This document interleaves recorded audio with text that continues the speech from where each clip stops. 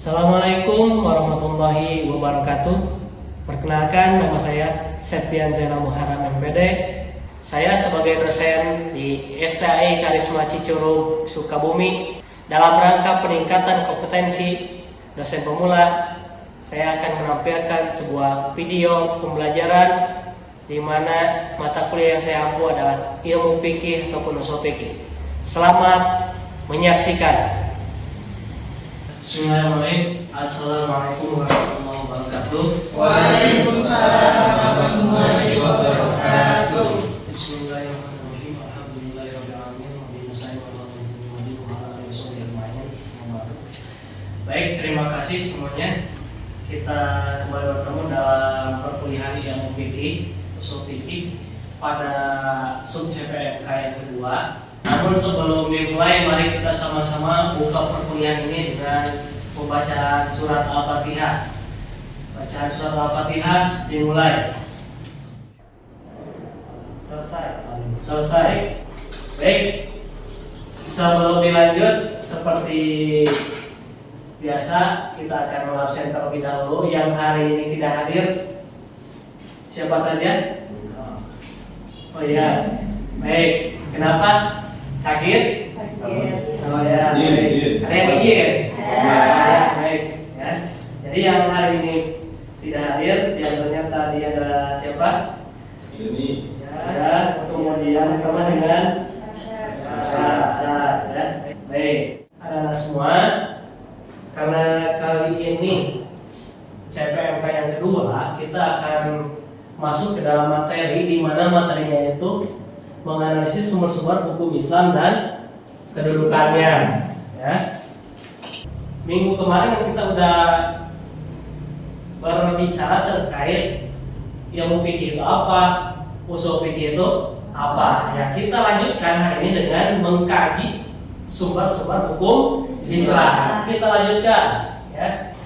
Apa yang harus mahasiswa peroleh pada pertemuan kuliah hari ini, yaitu bahwa mahasiswa harus mampu menganalisis sumber hukum Islam. Sumber hukum Islam. Ya. Di sini ada peta konsepnya yang akan kita pelajari. Ada beberapa materi. Di sini ada Al-Quran, ada hadis, ada ijma, kemudian ada qiyas, dan ada mukhalafin. Ya. Mungkin ini semuanya udah pernah dengar. Kalau yang lulusan MA ada di pelajaran namanya fikihnya. Kalau yang SMA, SMK ada di PAI-nya. Mungkin ini semuanya udah pada dengar. Ya. Namun ada perkembangan materi yang tidak didapat di bangku pendidikan sebelumnya. Ya, mungkin di perguruan tinggi akan kita temukan materi yang lebih luas lagi. Ya, kita lanjutkan. Nah, baik. Tadi kan dibahas bahwa di MA, di SMA, di SMK pernah dibahas sumber-sumber hukum Islam juga. Cuman masihkah teman-teman ingat sumber hukum Islam itu ada apa saja sih? Coba ada yang bisa? Coba. Yang pertama ada Al-Quran. Ada Al-Quran. Baik, yang pertama itu ada yang namanya Al-Quran. Al-Quran merupakan sumber hukum Islam yang utama dan pertama. Mungkin setelah itu adakah yang menjadi sumber hukum Islam setelah Al-Quran? Ya. Yang kedua ada hadis. Hadis. Oh baik, terima kasih. Yang keduanya hadis. Setelah tadi ada Al-Quran, kemudian ada hadis. Kemudian apakah ada yang bisa memperkuat selain Al-Quran dan hadis sebagai sumber hukum Islam? Apa? Yang ketiga ada ijma. Ada ijma. Baik, itu ijma. Ya. Kemudian setelah Al-Quran, hadis, ijma, mungkin ada lagi sumber hukum dalam agama Islam yang bisa dipakai? Oh ya, silakan. Qiyas. Baik. Bisa kita tentukan dari hasil tadi bahwa sumber hukum Islam itu ada berapa tadi? 4. Yang pertama Al-Quran, yang kedua hadis, yang ketiganya ijma, yang terakhir qiyas. Di mana empat-empatnya ini saling berhubungan, ya. Al-Quran bisa dijelaskan dengan hadis, hadis juga bisa dijelaskan dan diperkuat dengan ijma juga bisa diperjelas lagi dengan menggunakan qiyas, ya. Baik, terima kasih. Ternyata pemahaman terkait sumber hukum Islam ini sangat luar biasa. Sekali lagi, Bapak ucapkan terima kasih. Tepuk tangan dulu. Baik, coba di sini apakah ada yang sudah sangat memahami sumber hukum Islam? Sudah paham semua atau belum? Kalau belum, mari kita sama-sama belajar ya. Yang namanya sumber hukum Islam, kalau berdasarkan definisi di sini menurut siapa? Umi Husnul Khotimah dalam bukunya tahun 2025, yang namanya sumber hukum Islam itu adalah rujukan atau landasan.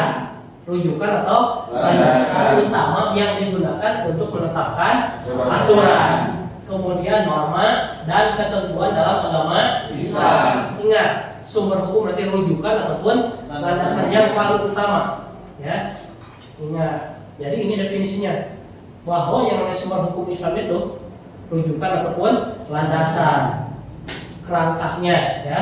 Selain itu, di sini sumber hukum Islam itu ada fungsinya. Fungsi utamanya itu untuk apa?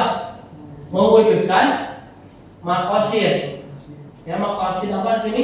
Maqasid syariat. Maqasid tujuan-tujuan hukum Islam yang meliputi penjagaan terhadap 5 elemen, yang diantaranya apa saja yang 5 elemen itu? Agama, jiwa, akal, terus tunai dan harta. Ya, baik, terima kasih. Jadi fungsinya seperti itu, ya. Supaya agama, jiwa, harta, keturunannya aman, makanya kita harus memahami sumber hukumnya sebagai landasan supaya tidak terkecoh dengan tipuan-tipuan. Apalagi zaman sekarang ada yang namanya hoax, ya. Bukan hanya hoax, ada penggunaan aplikasi tertentu, bahkan aplikasi juga bisa disalahgunakan kan. Nah, yang tadinya aplikasinya baik tapi penggunaannya jelek, otomatis manfaatnya pun kurang baik, ya. Baik, ini fungsi utamanya dalam rangka menjaga itu agama, jiwa, akal, keturunan dan harta, ya. Baik, sampai di sini udah pada paham sumber hukum Islam itu ada 4 sebagai landasan untuk apa? Berkegiatan dalam kehidupan sehari-hari, terutama dalam hal beribadah. Kemudian yang harus dijaganya ada 5 elemen. Kita lanjutkan lagi, ya. Bahwa dalam sumber hukum Islam itu di sini ada tadi ada Al-Quran. Di sini Al-Quran itu sebagai sumber hukum yang pertama dan yang utama. Ya, di sini Bapak menawarkan bahwa Al-Quran itu sebagai kalamullah yang diturunkan kepada Nabi Muhammad. Ya. Ingat, di dunia itu ada yang namanya khaliq, ada makhluk, ada satu lagi kalamullah. Ya. Beberapa versi ada yang mengatakan bahwa Al-Quran itu bukan kalam Allah, ada yang mengatakannya sebagai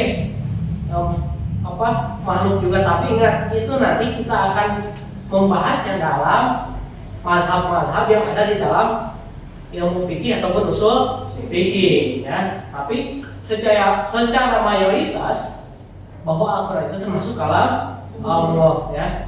Mungkin ada lagi yang silakan, ada yang berpendapat Al-Quran itu apa? Ada yang berpendapat? Silakan. Ya, Al-Quran itu apa? Silakan.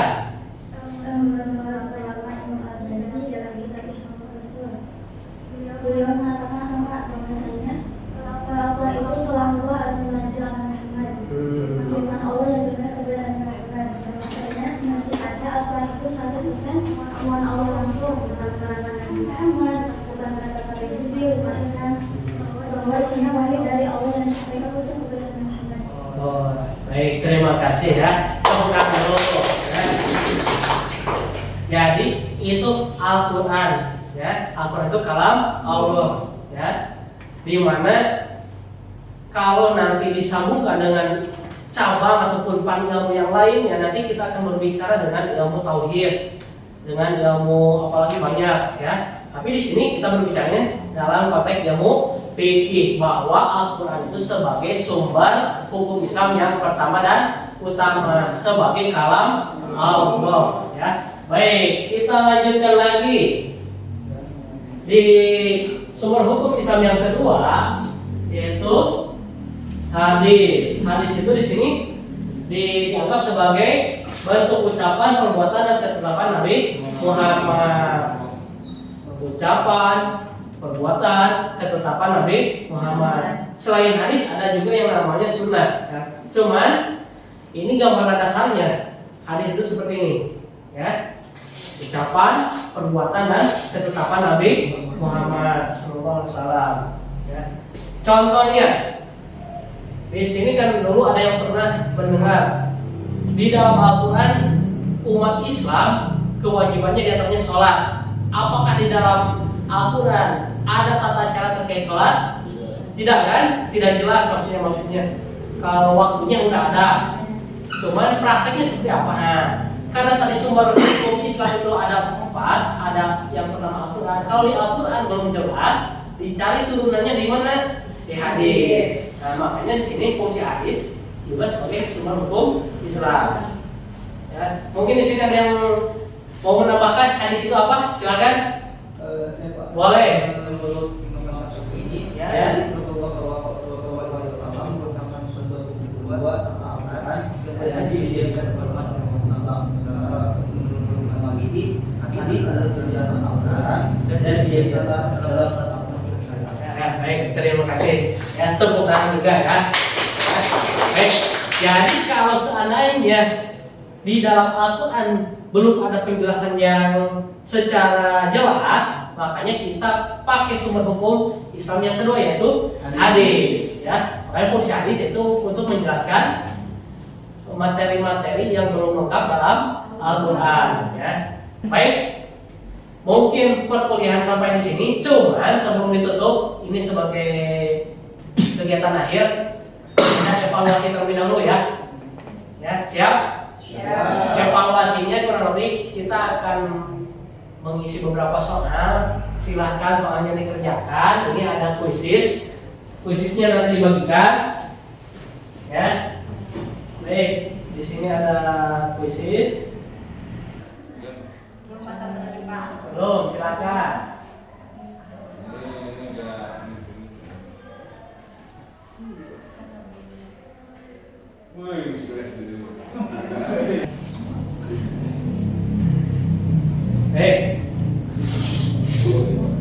Untuk kuisisnya silakan ditutup semuanya. Udah selesai. Bapak ucapkan terima kasih. Baik, sekali lagi sebelum ditutup hari ini, teman-teman semuanya masih ingat materinya apa tadi? Sumber hukum Islam. Yang pertama apa? Al-Quran. Yang keduanya? Hadis. Yang ketiganya? Ijma. Yang keempatnya? Qiyas. Baik, mudah-mudahan pertemuan kali ini ada manfaatnya. Ya. Dan kita semua disehatkan. Insya Allah kita ketemu pada pertemuan yang akan datang. Jangan lupakan berdoa dalam semua aktivitas ya. Mari kita tutup perkuliahan pada hari ini dengan pembacaan surat Al-Asri. Bacaan surat Al-Asri dimulai. Bismillahirrahmanirrahim.